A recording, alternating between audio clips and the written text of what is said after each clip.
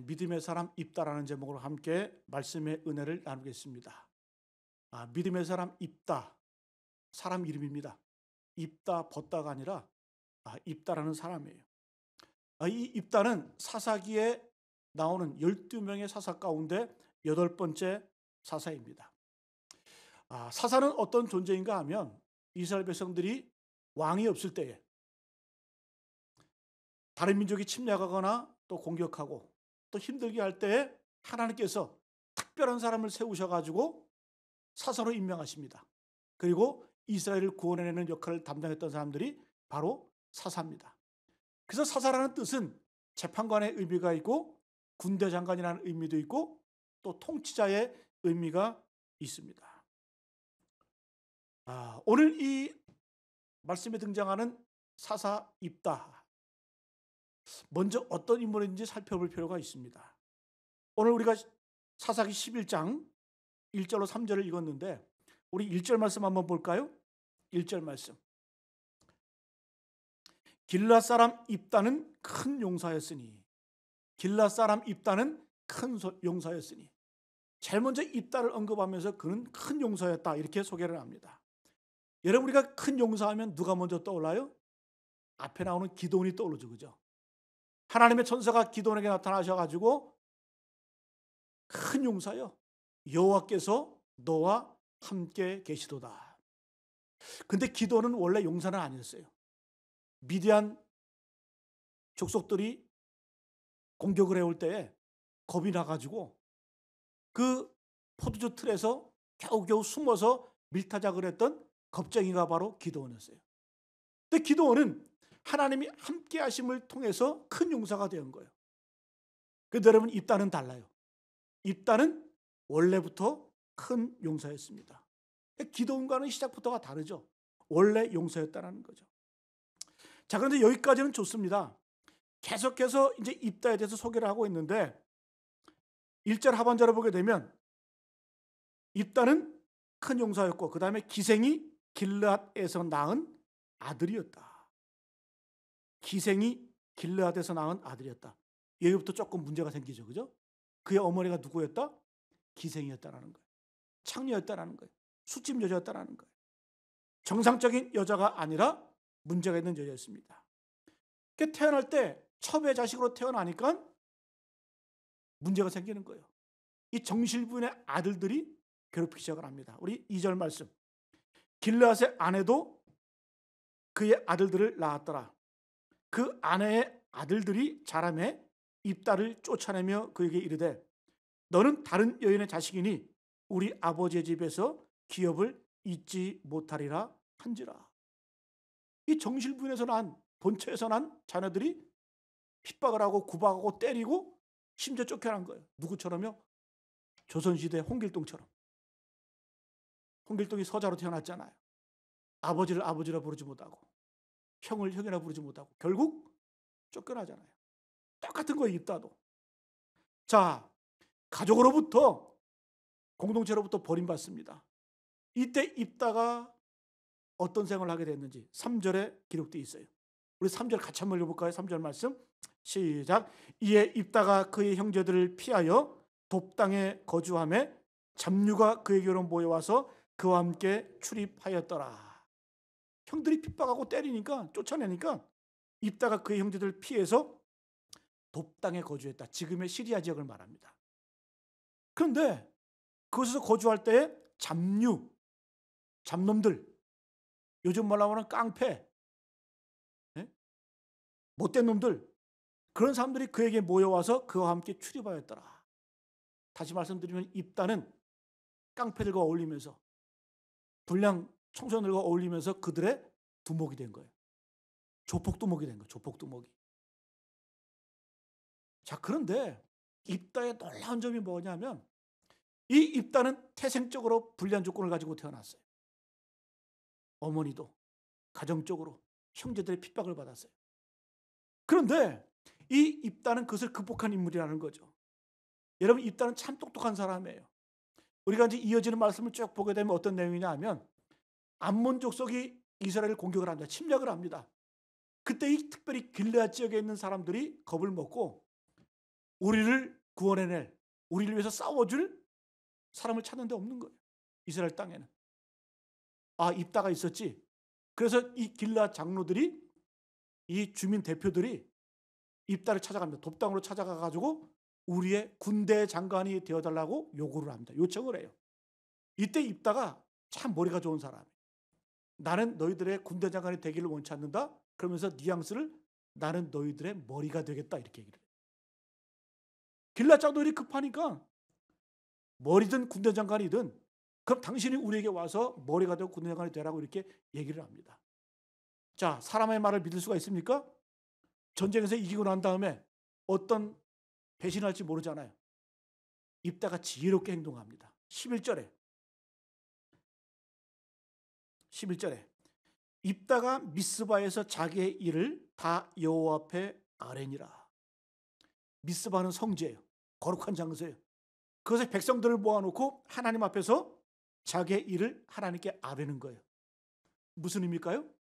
사람들에게 인증받은 거예요. 공증을 받은 거예요. 또 하나님께 인정을 받은 거예요. 주도면밀하죠. 치밀하죠. 똑똑한 사람이에요. 머리가 좋은 거예요. 그래서 결국 이스라엘의 군대 장관 사사가 됩니다. 자, 여러분 12절부터 28절까지 이제 암몬과 전쟁을 하게 되는데, 암몬과 전쟁을 하기 전에 이 암몬 왕과 입다가 대화를 해요. 입씨름을 해요. 그런데 쭉 한번 읽어보세요. 입다가 얼마나 똑똑한지 세 가지를 다 갖추고 있어요. 외교적인 논리를 갖고 있어요. 그리고 분명한 역사의식을 갖고 있어요. 왜 이 땅이 우리 땅인지, 왜 니들이 우리를 공격하면 안 되는지 분명히 논리를 펼쳐나갑니다. 거기에다가 분명한 믿음이 있어요. 어떤 믿음? 이건 하나님이 우리에게 주신 약속의 땅이다. 세 가지가 분명한 거예요. 27절에 이렇게 표현하죠. 원하건대 심판하시는 여호와께서 오늘 이스라엘 자손과 암몬 자손 사이에 판결하시옵소서. 똑 부러지죠? 영웅 호걸입니다. 입다는. 자, 그런데 오늘 말씀의 내용은 입다가 불리한 환경을 극복하고 영웅이 되었다, 이 얘기하려고 제가 한 건 아니에요. 여러분 그 내면에 들어가 보면은 또 이어지는 말씀을 보게 되면 부작용이 나타나요. 왜 부작용일까? 겉으로 볼 때는 입다는 훌륭해 보이고 훌륭한 장수인 것 같지만, 그러나 그는 태어날 때 상처가 많아. 사랑받지 못했어. 인정받지 못했어. 그 부작용이 서서히 나타나게 되는데, 저는 오늘 말씀을 통해서 입다가 주는 긍정적인 의미보다는 부정적인 의미를 통해서 우리에게 주는 교훈이 더 크다라는 거예요. 왜 히브리서 기자는 입다를 히브리서 믿음의 장에 기록하고 있을까? 우리에게 주는 메시지가 있다라는 거예요. 그래서 오늘 말씀을 통해서 삶의 교훈을 깨닫고 하나님 주시는 그러한 귀중한 메시지를 체험하는 우리 모두 되시길 간절히 기원합니다. 자, 입다의 믿음의 첫 번째 문제점은 그의 믿음은 종의 신앙이에요. 종의 신앙. 왜? 그런 아들이 된 적이 없어요. 서자 출신이에요. 그의 어머니는 기생인 거예요. 본처의 아들로부터 핍박을 받았어요. 그런데 우리가 알다시피 그는 영호걸이 됐어요. 지도자가 됐어요. 여러분 조선시대 홍길동과 같죠, 그죠? 그 홍길동을 누가 지었습니까? 허균이라는 사람이 홍길동을 지었잖아요. 그 소설을. 근데 이 허균의 사상을 제대로 알 수 있는 저서가 또 하나가 있는데 바로 호민론이에요. 호민론. 거기에는 이 허균이 백성을 세 가지로 구분합니다. 첫 번째는 원민, 두 번째는 항민, 세 번째는 호민. 자, 원민은 어떤 백성들이에요? 압제자가, 통치자가 압제하고 핍박할 때 원망하는 사람들이, 불평하는 백성이 원민. 그 다음에 항민, 아무리 독재자가 있어도 개혁하지 못하고 순응하는 백성들을 말하는 거예요. 이때 허균이 마지막에 호민, 예를 들면 호민은 어떤 존재냐면, 호민은 사회를 개혁하고 바꿔나가고 변혁해 나가는 호걸호자예요. 호민은 호걸호자, 영웅 호건을 말합니다. 이상적인 인간을 말하죠. 어찌 보면 우리가 표면적으로 볼 때는 이 입다는 영웅 호걸이에요. 호민이에요. 호민.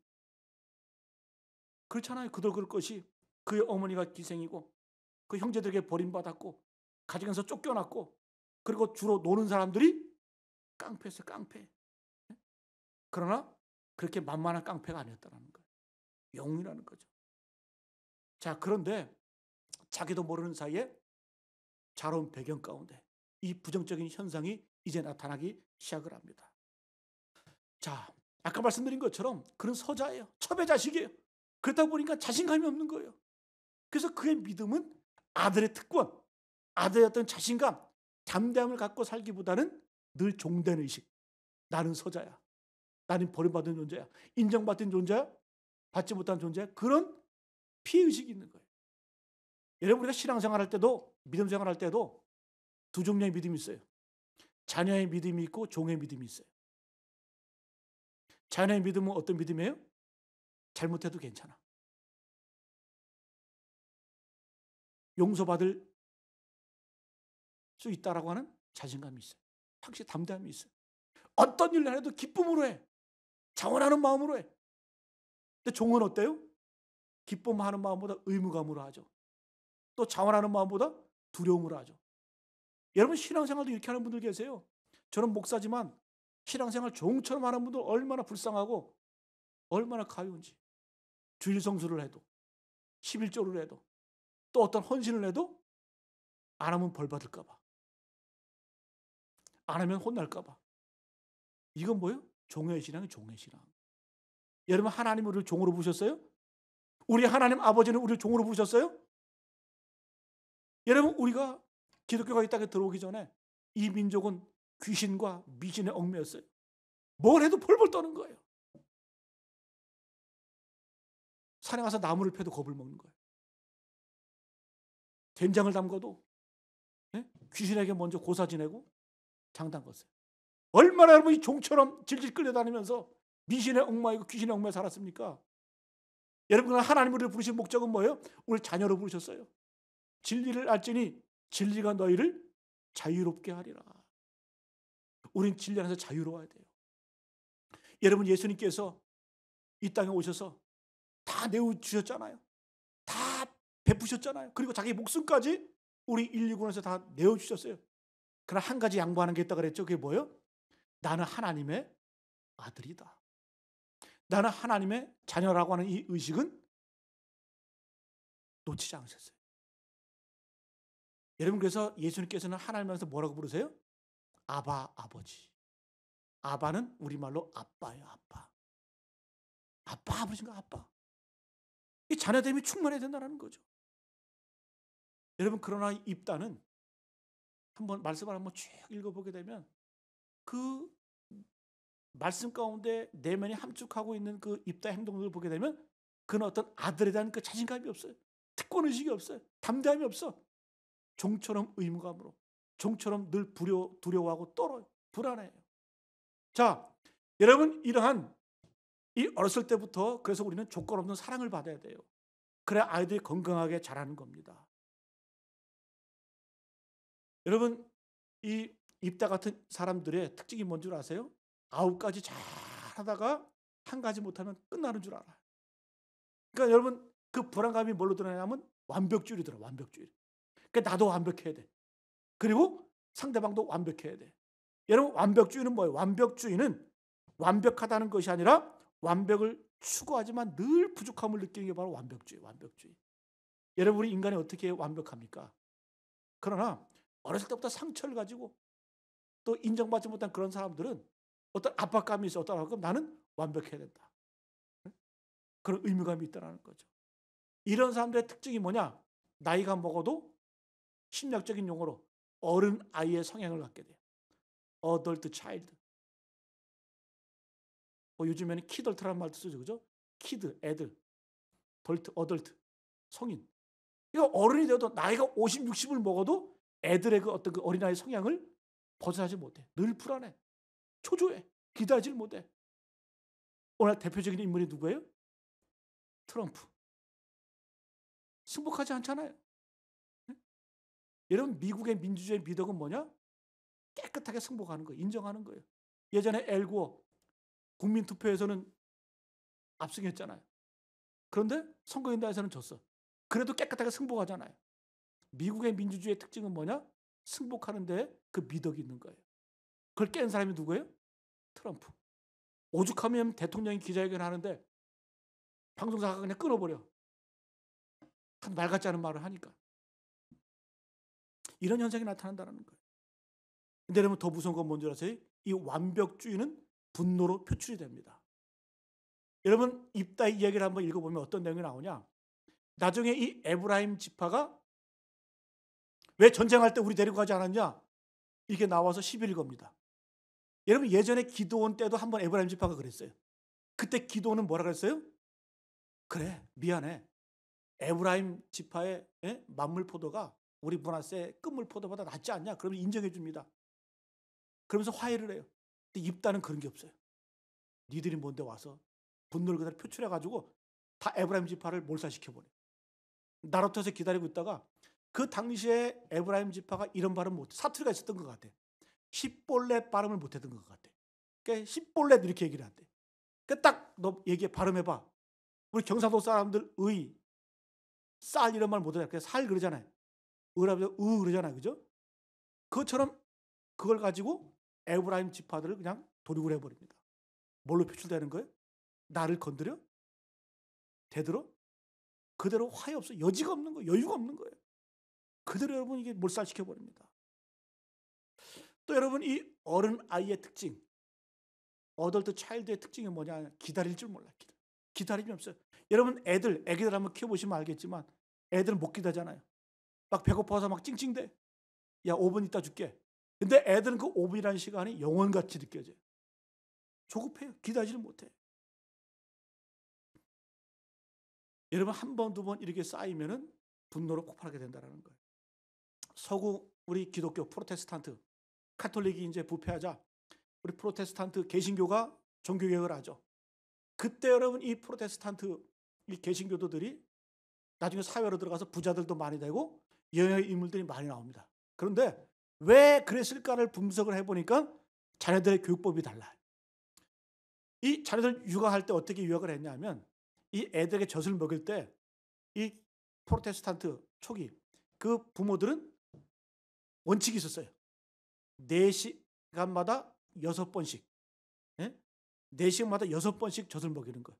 그러니까 애가 중간에 막 젖 달라고 배고파서 막 징징거리고 막 울고 이렇게 해도 안 줘. 원칙이 있어요. 4시간마다 6번만 주는 거예요. 이렇게. 그러니까 애들이 태어날 때부터 자랄 때부터 뭘 배우는 거예요? 처음에는 그게 아픔이고 고통스럽지만 기다리는 법을 배우는 거예요. 아 기다리면 준다. 기다리면 응답 받는다. 기다리면 먹을 수 있다. 이걸 몸소 이제 체득을 하게 되는 거예요. 여러분 우리 기독교 신앙이 어떤 신학입니까? 언약 신학 아닙니까? 언약 신학. 언약은 뭐예요? 하나님이 우리를 기르고 양육하실 때에 약속을 주시죠. 그죠? 축복을 약속하시죠? 그냥 주신 것이 아니라 기다리게 만드셔. 인내하게 만드셔. 그런 다음에 자격을 갖춘 다음에 약속을 이루어 주시는, 성취해 주시는 거예요. 그러니까 여러분 말씀 그대로 하나님의 그 훈육하시는 그 방법 그대로 자녀를 교육하니까 자녀들이 잘 되는 거예요. 근데 여러분 그 당시 하층민들은 어떻게 했냐? 애가 막 울면 그냥 젖 먹이는 거예요. 배고파? 그럼 열고 그냥 먹이는 거예요. 그러니까 애들이 기다릴 줄 모르는 거예요. 참지 못하는 거예요. 자기 욕구를 온전하게 채워야 된다 어떤 그런 그 사회 부적응적으로 많이 교육을 그래도 그렇게 했다. 여러분 우리가 기도를 해도 마찬가지. 기도를 해도 우리가 매일 해야 되는 기도가 있어요. 그리고 장기간 하나님께서 하나님께 간청해 주시는 기도가 있어요. 우리가 매일 하는 기도는 어떤 기도일까요? 주기도문에 잘 나와 있죠. 오늘 우리에게 일용할 양식을 주십시오. 일용할 양식. 여러분이 양식을 놓고 먹고 사는 문제를 기도해야 돼요. 그러나 기도는 한 번으로 끝나서는 안 돼요. 매일매일 일용할 양식, 데일리 브레드. 매일매일 먹을 것을 하고 기도해야 돼요. 여러분 우리가 한 번 먹고 끝납니까? 우리가 여러분 직장 생활할 때, 사업할 때 기도 매일 해도 이 기도는 먹고 살는 문제를 갖고는. 왜? 일용할 양식. 근데 왜 기도가 응답 안 됩니까? 일용할 양식이 아니라 1년 할 양식, 1달 할 양식, 한 달치를 땡겨 주십시오. 1년치 땡겨 주십시오. 이렇게 기도하니까 응답이 없는 거예요. 그래서 여러분 우리가 일용할 양식을 위해서 먹고 사는 문제를 위해서 하는 기도는 매일 해야 돼. 매일. 매일. 그리고 두 번째는 사람과의 관계. 우리가 우리에게 잘못한 사람을 용서해 줄 것 같이 우리 죄를 용서해 주십시오. 사람과의 관계를 말하죠. 그죠? 사람과의 관계 우리가 하루만 맺고 끝납니까? 매일매일 새로운 사람 만나고 매일매일 같은 사람이라도 다른 관계가 형성이 돼요. 그래서 사람과의 관계를 놓고 우리가 매일 기도해야 됩니다. 그리고 세 번째는 영적인 문제를 놓고 기도해야 돼요. 우리를 시험에 들게 하지 마옵시고 다만 악에서 건져주십시오. 여러분 마귀가 우리를 시험할 때 하루에 다 끝냅니까? 아니에요. 매일매일 시험이 있어요. 매일매일 기도 안 하면 그래서 여러분 우리가 마귀를 이길 수 있는 방법은 뭐냐? 마귀를 묶어놓으면 돼요. 그 마귀를 묶어놓는 방법이 뭐예요? 기도하는 겁니다. 우리가 새벽에 나와서 기도하는 이유, 내가 아침에 일어나서 기도하는 이유는 뭐예요? 하나님, 오늘 내 삶의 자리에서 먹고 사는 문제 놓고 기도합니다. 사람과의 관계, 내가 만나는 사람 덕이 되게 해주십시오. 기도하고. 그리고 오늘 마귀의 시험에 빠지지 않게 해주십시오. 여러분 기도는 어떤 능력이냐? 마귀를 묶어놓는 능력이 있어요. 여러분 개들 무섭잖아요. 조그만 개들은 안 무섭지만 큰 개들 뭐 어떤 개들 보면 사자 같더라고 막 이만. 근데 여러분 아무리 살아온 개도 묶어놓으면 무섭지가 않아요. 그 앞에서 무슨 짓을 해도 두렵지가 않아요. 세상으로 묶어놓으면. 여러분 예수 이름으로 기도한다는 얘기는 뭐예요? 사탄 마귀는 예수 이름의 권한 아래 있어요. 우리가 기도하는 이유가 뭡니까? 매일매일 삶 가운데 시험이 오고 악에 빠질 때가 있잖아요. 그죠? 그러나 우리가 기도로 먼저 승리하고 묶어놓고 하루를 살아가는 거예요. 그러나 여러분 이런 것들은 우리가 매일 기도해야 되지만 10년, 20년 평생 기도할 제목들이 있어요. 성품의 변화를 위해서, 인격의 변화를 위해서. 여러분 우리가 하나님 내 인격이 개판입니다. 좋은 인격 좀 허락해 주십시오. 그럼 하나님께서 뚜껑 열고 그래 좋은 인격 받아라 부어주시면 확 변합니까? 아니죠. 하나님 따뜻한 마음 주십시오. 그러면 하나님께서 가슴 열고 따뜻한 마음을 부어주십니까? 아니, 이런 건 다듬어지는 거예요. 기도와 말씀 가운데 수십 년 동안 다듬어지고 다듬어지면서 하나님이 원하시는 인격과 존재로 새로워지는 겁니다. 그래서 우리가 기도할 때 우리가 불려야 돼요. 제가 이 말씀을 지난 수요 기도회 때 했어요. 매일매일 해야 되는 기도가 있다. 먹는 문제. 두 번째는 사람과의 관계 문제. 그 다음에 마귀와의 그 영적인 싸움의 문제. 이거를 우리가 매일 기도해야 돼. 매일 기도해야 돼. 그리고 여러분 우리가 매일매일 우리가 간청하면서 장기적으로 기도할 기도는 뭐예요? 내 성품의 변화, 내 삶의 변화를 기도. 그래서 여러분 입다는 그런 과정이 없는 거예요. 그런 과정이 없이 지도자가 되니까 여러분 말씀으로 기도로 그의 성품이 녹아내리고 상처가 녹아내려져야 되는데 그런 과정이 없었던 거예요. 그러다 보니까 완벽주의를 추구하는 거예요. 분노로 표출되는 거예요. 삶을 함부로 대하는 거예요. 나중에 여러분 보게 됐지만 서원도 함부로 해버리는 거예요. 헛된 서원을 하는 거예요. 여러분 믿음은 완벽주의가 아니에요. 믿으시길 바랍니다. 완벽한 존재는 없어요. 그래서 우리는 좀 내가 살아가면서 문제가 없었으면 좋겠다. 문제 없는 삶은 없어요. 문제는 늘 있어요. 그러나 문제에 매이지 말고 문제를 안고 가는 거예요. 예수님도 문제 있었죠. 예수님의 제자 가운데 예수님을 팔아먹은, 스승을 팔아먹은 가룟 유다도 있었어요. 모세가 이스라엘 백성을 애굽 땅에서 광야로 인도해낼 때 백성들이 시시때때로 원망하고 근데 할 일 못했습니까? 문제가 있지만 원망이 있지만 불평이 있지만 그러나 개는 짖어도 경부선은 간다. 문제 안고 가는 거예요. 여러분 사도 바울도 얼마나 문제가 많았습니까? 심지어 자기를 죽이려고 내가 사도 바울을 죽이기 전까지는 먹지도 않고 마시지 않겠다. 그런 사람이 40명이나 됐다 그러잖아요. 얼마나 무섭고 두려워요. 근데 여러분 사도 바울이 그 두려움 때문에 문제 때문에 할 일 못했습니까? 할 일 다 했죠. 여러분 내 인생에 문제가 없어야 된다. 그런 착각하지 마세요. 그럼 완벽주의 불신앙인 겁니다. 문제가 있지만 내가 부족하지만 연약하지만 상처가 있지만 절망이 있지만 그러나 내가 끝까지 주님 앞에 쓰임받기를 원한다. 신실하게. 여러분 평판에 매여있지 마세요. 남의 소리 듣지 마세요. 네? 여러분 예수님도 욕먹었고 모세도 욕먹었고 사도 바울도 늘 욕먹었어요. 다윗도 늘 욕먹었어요. 전도서 11장 4절 말씀에 이런 말씀이 있어요. 풍세를 살피는 자는 파종하지 못할 것이요 구름을 바라보는 자는 거두지 못하리라. 여러분 농부가 씨를 뿌릴 때 뭘 봅니까? 바람이 바뀌어야 계절이 바뀌잖아요. 그죠? 그래 땅이 녹잖아요. 그러니까 농부가 씨는 안 뿌리고 맨날 야 언제 뿌릴까 바람이 언제 바뀔까 풍세만 살피면은 일할 수 없다라는 거예요. 완벽한 때는 없다라는 거예요. 그래 마지막에 거둘 때 구름만 바라보는 자는 거두지 못하리라. 비가 오면 추수를 못하잖아요. 언제 해가 뜰까? 맨날 구름만 바라보는 사람은 추수 못한다라는 거예요. 이 말씀 뭡니까? 이 세상에 완벽한 거 없다. 완벽한 상황은 없다. 완벽한 조건은 없다.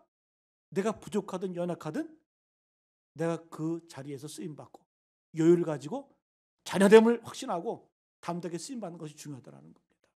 할렐루야. 여러분 그래서 마귀가 제일 무서운 게 뭔 줄 아세요? 되든 안 되든 성실하게 꾸준히 하는 건 마귀가 제일 무서워요. 여러분 예배도 마찬가지예요. 예배도 들쑥날쑥하지 마시고 기도하는 것도 말씀 보는 것도 들쑥날쑥하면 그 마귀의 밥 돼요. 시험거리가 되는 거예요. 제가 어떤 목사님 설교 듣다가 그 목사님이 그런 얘기 하시더라고요. 마귀가 제일 무서워하는 거는 차다 그러더라고요. 마귀가 무슨 차를 무서워해? 얘기를 들어보니까 그 교회는 선교여행 갈 때 항상 이 차를 크게 쓴대. 1차 크게, 2차, 3차, 20차. 20차 했다는 건 뭡니까? 20년 동안 선교했다라는 거예요. 여러분 20년 동안 어려움이 없었겠어요? 20년 동안 코로나 같은 이런 시험이 없었겠습니까? 그러나 마귀가 제일 무서워 두려워 떠는 게 뭐라는 거예요? 변함없이 꾸준히 되든 안 되든 준비가 되든 안 되든 성실하게 충성되이 쓰임받는 게 그게 마귀가 두려워하는 일이라는 거예요. 여러분 저도 목사지만 성도들 바라볼 때 어떤 분들이 기적을 체험하는 줄 아세요? 어떤 분들이 성장하는 줄 아세요? 어떤 분들이 하나님의 능력을 경험하는 줄 아세요? 내가 어떤 상황이든지 간에 흔들림이 없어요. 완벽을 추구하잖아. 완벽하지 않아도 돼. 내가 있는 그 자리에서 있는 모습 그대로 쓰임받으면 된다. 이런 믿음 가지고 나가는 분들이 성장하더라고요. 뭔가를 이뤄내더라고요. 여러분 입단을 통해서 이거 배우시길 간절히 축복합니다. 우리는 하나님의 자녀예요. 실수해도 돌아오면 돼요. 잘못해도 회개하면 되는 거예요. 왜 우리가 용서받지 못한다는 그런 불안감이 있어요. 우리 용서받을 수 있다는 자신감이 있어야 돼요. 확신이 있어야 돼요. 회복할 수 있다는 어떤 그러한 삶의 어떤 그런 경험들이 있어야 되는 줄 믿습니다. 자, 두 번째, 입다의 신앙의 문제점은 대표적으로 잘못된 소원이에요. 우리가 읽었잖아요, 그죠? 입다같이 완벽함을 추구하는 사람들은 인생의 모함을 못 견뎌요. 이 불완전한 걸 견디지를 못해. 자, 이제 암몬자선하고 전쟁하러 나가잖아요, 그죠? 전쟁하러 나가는데 전쟁에서 나가서 싸울 때 이길지 몰라, 질지를 몰라. 이거 아무도 모르는 거예요. 하나님이 함께 하신다고 약속하셨지만은 그러나 어떻게 될지 몰라. 여러분 그러면 우리는 어떻게 돼요? 더 기도하고 더 주님 붙들면 되잖아요. 근데 입다 같은 그런 사람들은 견디지를 못하는 거예요. 모함을 이기지를 못하는 거예요. 그래서 어떻게 합니까?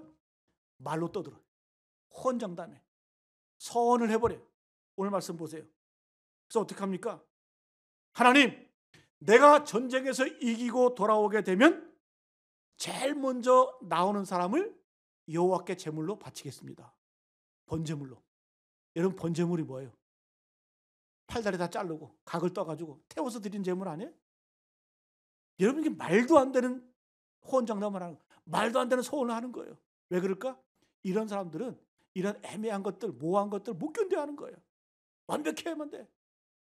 그래서 입으로 불안감을 여러분 31절 같이 한번 읽어볼까요?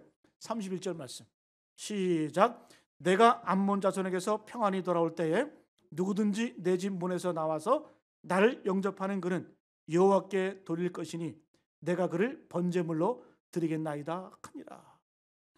여러분 하나님께서 제일 싫어하는 제사가 이방 제사가 뭔 줄 아세요? 사람 제사, 인신 제사를 제일 싫어하셨어요. 그런데 이런 약속을 했어요. 어쨌든 승리를 했어요. 여러분 문제는 뭐예요? 제일 먼저 나온 사람이 누구예요? 34절 시작. 입다가 미스바에 있는 자기 집에 이를 때에 보라 그의 딸이 소를 잡고 춤추며 나와서 영접하니 이는 그의 무남 동료라. 아 불쌍. 내가 나를 환영하는 제일 먼저 나오는 사람을 내가 하나님께 번제물로 드리겠다고 맹세를 했어. 소원했어요. 근데 누가 나오는 거예요? 소 고치면서 춤추면서 아빠 돌아온다고? 딸이 와서 아버지를 환영하는 거예요. 그것도 그 딸은 어떤 딸이에요? 무남 동료라. 아들도 없어. 딸 딱 하나 있는데 그 딸이 와서 하나님께 그 딸이 와서 아버지를 환영하는 거예요. 여러분 무남 동료가 와서 만약에 마누라가 나왔으면 하나님 감사합니다 뜻이군요. 제가 기꺼이 드리리이다. 근데 여러분 하나밖에 없는 딸이 나오는 거예요. 그때 여러분 이 입다가 통곡해요. 35절에 같이 한번 읽고 35절 말씀 시작. 입다가 이를 보고 자기 옷을 찢으며 이르되 어찌할꼬 내 딸이여 너는 나를 참담하게 하는 자요 너는 나를 괴롭게 하는 자 중에 하나로다. 내가 여호와를 향하여 입을 열었으니 능히 돌이키지 못하리로다 하니 어찌할꼬 내 딸이여 너는 나를 참담하게 하는 자다. 너는 나를 괴롭게 하는 자 중에 하나로다. 여러분 문제는 뭐예요? 잘못된 소원은 잘못했다 그러면 되는 거예요. 여러분 그렇지 않아요? 우리가 여러분 잘못된 소원만 합니까? 아까 우리가 찬송한 것처럼 우리는 주님을 늘 배반하나 주 예수 여전히 날 부르사. 여러분 우리가 이런 소원만 잘못합니까? 우리가 살아가면서 얼마나 많은 죄를 짓고 얼마나 많은 잘못을 하고 얼마나 주님을 많이 배반합니까? 근데 여러분 입다는 어떻게 해요? 잘못된 소원을 하면서 미련하게 지켜요. 뭐라고 얘기해요? 내가 여호와를 향하여 입을 열었으니 능히 돌이키지 못하리라. 완벽을 추구하는 거예요. 이 문제에 관해서도 나는 끝까지 지켜야 된다. 여러분 성경에도 분명히 오늘은 소원의 이 말씀의 내용이지만 자세하게 다룰 수는 없어요. 성경에는 분명히 잘못된 소원은 회개하고 돌이킬 수 있다 분명히 말씀하고 있어요. 그런데 여러분 입다는 어떻게 해요? 그 완벽함,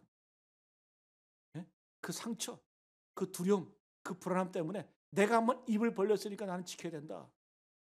여유가 없는 거죠. 여백이 없는 거죠 사람이. 여러분 소원은 왜요? 입다의 소원은 신앙 같지만 불신앙이에요. 여러분 그래서 성경은 뭐라고 말해요? 너희들이 하나님 이름 들먹이면서 맹세하지 말라. 하늘로도 맹세하지 말고 하늘 땅으로도 맹세하지 말라. 그리고 함부로 소원하지 말라 이렇게 얘기를 해요. 여러분 모호하면 애매하면 더 기도하면 되잖아요. 여러분 29절 한번 보세요.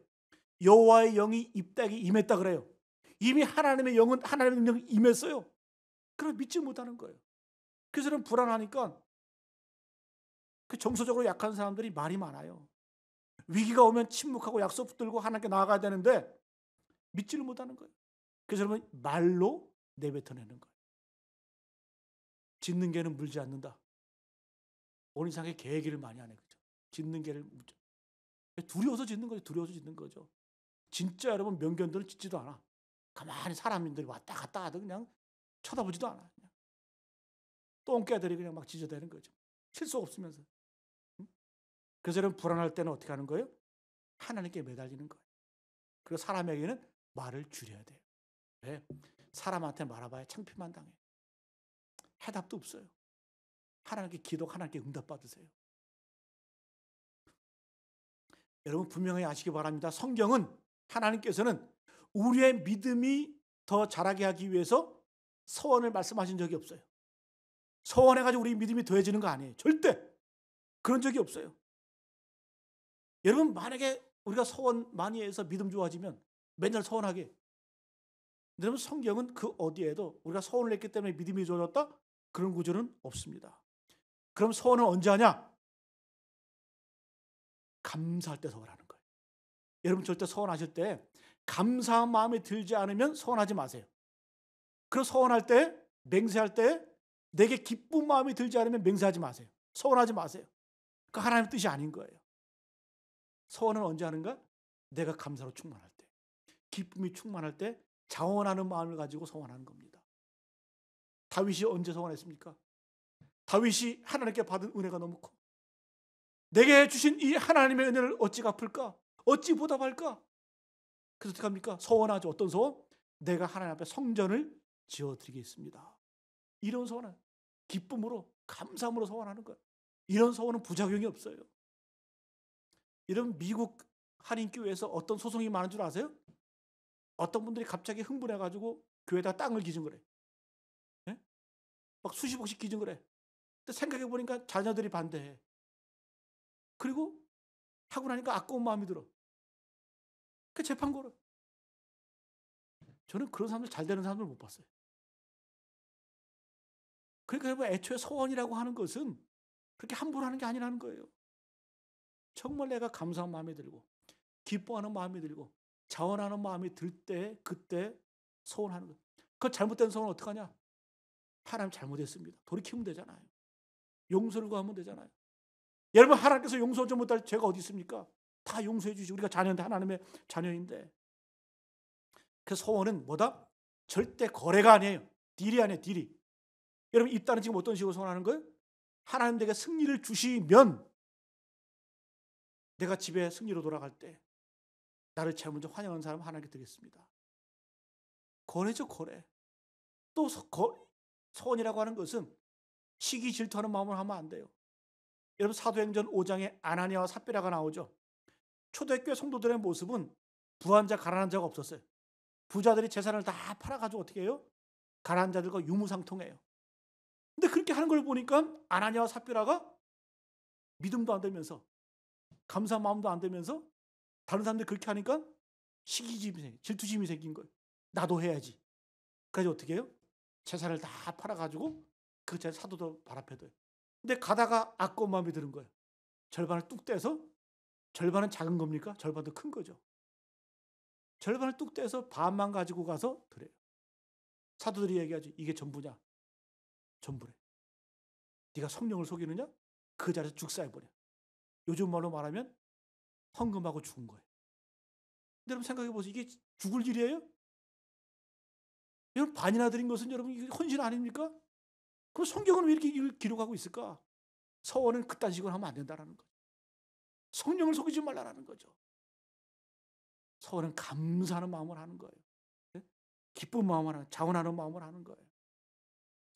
여러분, 우리가 어떤 마음으로 어떨 때 주로 서원 많이 합니까? 교회 건축할 때. 교회 건축할 때 내가 이만큼 주님 앞에 하겠습니다. 드리겠습니다. 근데 여러분, 어떤 분들은 그래요. 형편이 안 돼가지고 못 드려. 내가 얼마를 해야 되는데 늘 부담감, 짐을 가지고 살아. 이건 뭐예요? 종이에요, 종. 여러분, 하나님께서 언제 그렇게 드리라고 했어요? 부담 가지고 살라고 그랬어요? 그 짐 지고 살라고 그랬어요. 능력만큼 하는 거고, 내가 지금 먹을 게 없고 배고프고 힘들면은 여러분, 하나님께 그걸 원하시겠어요? 원하는 거 아니지. 기쁨으로 감사함을 헌신하는 걸 원하시는 거지. 여러분, 그래서 소원이라고 해서 부담감을 하는 거 아니에요.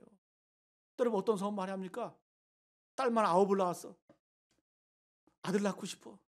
그 기도하죠. 하나님, 내게 아들 주시면 주의 종이 되게 하겠습니다. 그래가 신학교 온 애들 많아요. 사무엘, 그런 이름, 또 이름도 또 딱 티가 나. 사무엘. 사무엘이라고 좀 창피하니까 3열 줄여서 3열. 제가 아는 3열이만 해도 한 8명 되는 거예요. 또 어떤 분은, 어떤 아가씨들은 또 그렇게 소원하는, 하나님, 나는 결혼 안 하겠습니다. 하나님과 결혼하겠습니다. 하나님 얼마나 부담되시겠어요? 하나님 원치 않으세요. 그냥 결혼을 하세요, 그냥. 여러분, 소원이라고 하는 것은 자꾸 어떤 뭐 딜로 생각을 하고 거래로 생각을 하고, 이거 주시면 이거 하겠습니다, 이런 식으로 생각을 해요. 여러분, 내가 아들 낳으면 신학교 보내겠습니다. 여러분, 하나님께 드리는 게 신학교만 가는 거예요? 목사만 되는 게 여러분 하나님께 드리는 거예요? 여러분, 사업을 하면서도 쓰임 받을 수 있는 거고, 예? 자기 어떤 그 생각 아집에 의해서 틀을 아예 딱 가둬버리는 거예요. 여러분, 입다 그랬다, 입다. 잘못된 소원했으면 잘못했다 그러면 되는 거고, 돌이키면 되는 거고. 근데 미련한 소원을 하고 미련하게 끝까지 지켜나가는 거예요.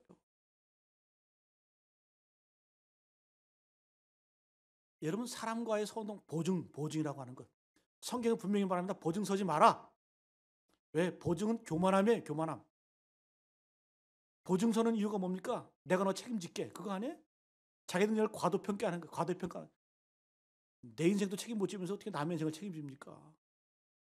저도 그런 적이 있어요. 보증 섰다가 한 3, 4년 신용불량 된 적이 있어요. 근데 그 속에 뭐가 있는 거예요? 야, 내가 책임질게. 교만한 거. 올무에 걸리는 거, 올무에 걸리는 거예요. 그래서 성경은 뭐라고 말씀하냐? 성경은 빨리 벗어나라. 그래서 이 보증에서 벗어난 사람들의 기쁨을 이렇게 노래하고 있어요. 잠언서 6장 5절 말씀. 노루가 사냥꾼의 손에서 벗어나는 것 같이, 새가 그물 치는 자의 손에서 벗어난 것 같이 스스로 구원하라. 내가 보증 썼으면 빨리 돌이키라는 거예요. 미안해, 내가 잘못했어. 네? 그러면서 내가 책임질 수 있는 것만큼 도와줄 수 있는 것만 도와주면 되는 거예요. 함부로 보증 서지 말고. 성경 분명히 말합니다. 보증 서지 마라. 그냥 도와주고 싶으면 그냥 줘라. 못 받은 셈 치고 그냥 주라는 거예요. 이게 성경의 원리예요. 그럼 진짜 보증은 뭐냐? 여러분 안드레가 베드로를 예수님께 인도했잖아요. 그죠? 내가 책임지려고 그러지 말고 주님께 인도해 나가는 거예요. 안드레처럼. 이게 진짜 제대로 된 보증인 거예요. 왜? 그럼 하나님 책임져 주시잖아요. 하나님께서 인도해 주시잖아요. 하나님 역사해 주시잖아요. 여러분 시간 많이 갔기 때문에 오늘 말씀 정리하겠습니다. 입다, 영웅 호걸입니다. 불리한 인생의 조건, 환경 다 극복하는 인물이에요. 그러나 오늘 말씀의 주된 교훈은 그게 아니에요. 입다였던 그 삶의 배경 가운데 부작용이 나타난다는 것이고, 또 그의 상처, 어떤 사랑받지 못한 것, 인정받지 못한 것 때문에 반드시 인생 가운데 부작용이 나타나게 돼 있다는 거예요. 그래서 우리가 성령 안에서 풀어야 돼요. 기도와 말씀 가운데 우리의 인격이 변화가 돼야 됩니다. 여러분, 믿음은 뭐예요? 완벽주의가 아니에요. 완벽주의는 종들만 추구하는 거예요. 늘 불안하거든.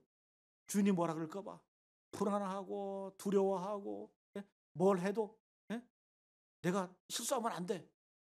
여러분, 주님께서는 우리를 자유자로 부르셨어요. 우리를 자유하게 하셨어요. 자녀로 부르셨어요. 실수가 있어도 괜찮아. 여러분, 우리가 자녀들이 실수를 반복하면 어디 뭐 귀양 보냅니까? 격리시킵니까? 안 해. 계속 품어주잖아요. 그냥 안아주잖아요. 똑같은 일 반복을 해도 우리는 자녀됨이 우리가 이 시간 확인되어져야 돼요. 여러분이 하나님의 자녀인 줄로 믿습니다. 담대하게, 자신감 있게 이 자녀됨의 특권 의식을 가지고 우리는 신앙생활을 하는 거예요. 그래요, 여러분, 우리가 인생에 문제가 있어도 걱정하지 마. 문제 안고 사는 거예요. 문제 가지고 승리하는 거예요. 문제에 매여 있지 말고, 남들 평판에 매여 있지 말고. 그리고 또 한 가지, 서원이라고 하는 것은 돌이킬 수 있다 없다? 있습니다. 그리고 서원을 할 때는 어떻게 하는 거예요? 감사한 마음으로 하는 거예요. 기쁨으로 하는 거예요. 자원하는 마음으로 하는 거예요. 또 시기심, 질투심, 그리고 하나님과의 거래로 생각을 해가지고 하나님 이거 주시면 이거 하겠습니다. 이런 식으로 서원하는 것은 반드시 부작용이 나타난다는 거예요. 그런 서원 하나님이 원치 않으신다는 거예요. 여러분, 온전한 믿음, 또 온전한 삶의 모습으로 주님과 동행하시는 우리 모두 되시기를 간절히 축복합니다.